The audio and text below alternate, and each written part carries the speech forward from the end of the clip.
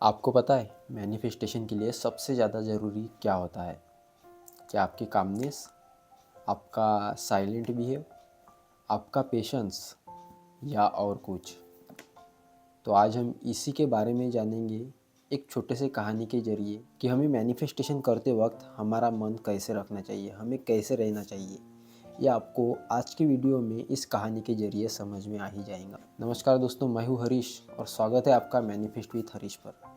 आज की वीडियो काफ़ी ज़्यादा इम्पोर्टेंट होने वाली है क्योंकि हम इसमें आपको बताएंगे कि मैनिफेस्टेशन क्यों ज़रूरी है, मैनिफेस्टेशन कंप्लीट करने का राज क्या है, और काफ़ी सरल भाषा में आपको बताऊंगा। सिर्फ वीडियो को रिलेट करना, जो स्टोरी में आपको बताऊंगा उसे रिलेट करना। तो चलिए बढ़ते हैं कहानी की तरफ।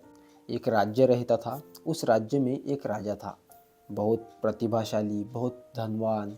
उसकी प्रजा उससे प्यार करती थी, ऐसा वह राजा था। बट उसके मन में ना प्रभु नारायण जी से मिलने की अटूट इच्छा थी। तो वो अपना धन, घर दार, राजमहल सब छोड़कर, प्रजा को छोड़कर एक वन में चले जाता है और वहाँ पे तपस्या करने लगता है। अब वो जिस प्रकार तपस्या कर रहा था, अब उसकी तपस्या देख सभी देवतागण खुश हो गए। उन्हें लगा कि ये प्रभु को प्रसन्न कर ही लेगा। तो वहाँ से एक बार नारद मुनि जा रहे थे और उन्होंने सोचा कि जाते जाते मैं इससे प्रभु के लिए क्या संदेश ले जाता हूँ, पूछ लेता हूँ। तो नारद जी उनके पास जाते हैं और कहते हैं कि हे राजन, मैं वैकुंठ लोक नारायण जी के पास जा रहा हूँ, प्रभु नारायण जी के पास जा रहा हूँ, आपका कोई संदेश हो तो मुझे बताइए। तो वो नारद जी से एक ही सवाल कहते हैं कि प्रभु, आपने जाकर उनसे सिर्फ एक ही सवाल पूछना कि आप मुझ पर कब प्रसन्न होंगे। तो नारद जी वहाँ से नारायण नारायण कहकर चले जाते हैं। और जब नारायण जी के पास आते हैं, वैकुंठ लोग आते हैं, तो उनसे पूछते हैं कि प्रभु, आपका एक भक्त है, आपकी बहुत कठोर तपस्या कर रहा है, आप उन्हें कब दर्शन दोगे, आप उन पर कब प्रसन्न होंगे। तो प्रभु नारायण जी जो होते हैं वो उनसे कहते हैं कि आप अभी जिस तरीके से उनकी तपस्या कर रहे हो, अगर उसी हिसाब से करते रहे तो आपको 2 से 3 जन्म तो लग ही जाएंगे उनके दर्शन पाने, मतलब प्रभु के दर्शन पाने। तो नारायण जी अपना काम कर वहाँ से निकल जाते हैं और जब उसके पास आते हैं तो उन्हें वो संदेश सुना देते हैं। तो वो उन्हें कहते हैं, प्रभु जी ने मुझे कहा है कि अगर आप इसी तरीके से अगर मेरी तपस्या करते रहे तो मैं आपको 2 से 3 जन्म में आपको दर्शन दे ही दूंगा।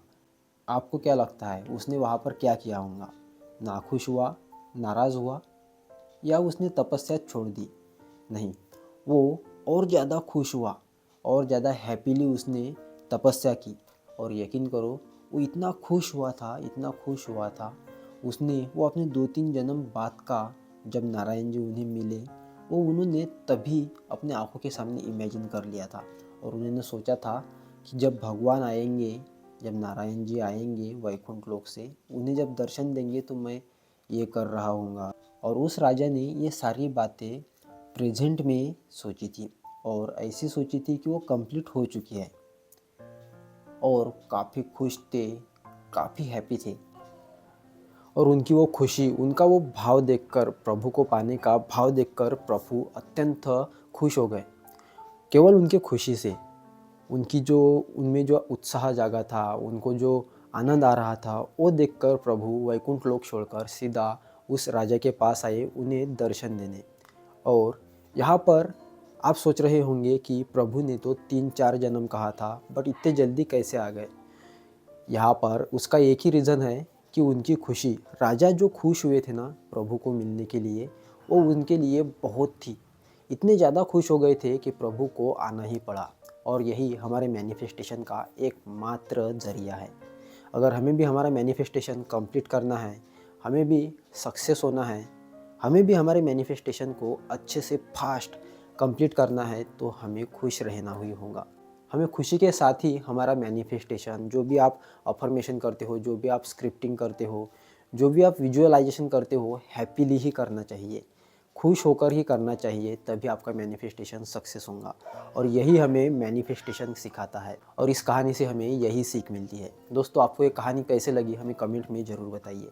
ऐसी वीडियोस देखने के लिए चैनल को सब्सक्राइब जरूर करें। मिलते हैं अगली वीडियो में, तब तक के लिए राधे राधे।